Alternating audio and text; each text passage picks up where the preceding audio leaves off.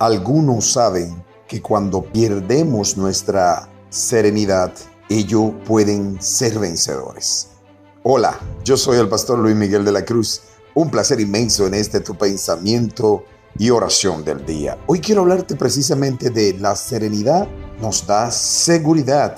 Eclesiastés capítulo 10 versículo 4 dice de esta forma: si tu jefe se enoja contigo, no renuncies a tu puesto. Un espíritu sereno puede superar grandes errores. Hay algunos que están a la espera de que tú pierdas tu serenidad, porque esto le daría ventaja a ellos. El enemigo está al acecho y trata de buscar de una manera u otra que pierdamos nuestra serenidad, para que así él pueda ponernos en vergüenza ante los demás. Por eso, por más difícil que se pongan las circunstancias, tengamos serenidad, tranquilidad, para que así nosotros usemos con sabiduría nuestras palabras que utilicemos sean la correcta, porque en verdad al estar sereno estamos seguros.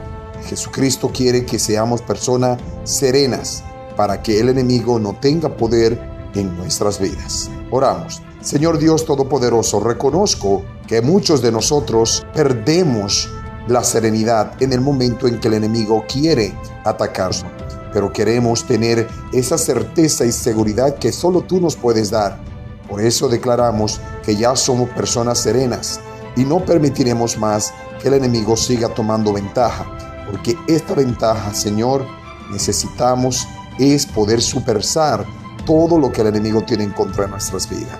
Jesucristo, danos la fuerza para poder superar todas estas adversidades que se presentan en el momento en el cual debemos tener más serenidad. Gracias, Señor, por amar a cada uno de nosotros y a nuestros seres queridos. Bendito sea tu nombre. Todo esto lo presentamos en el nombre de tu único Jesucristo, nuestro Rey Salvador, y el pueblo de Dios dice amén. Mucha serenidad en el día de hoy y cada día para todos.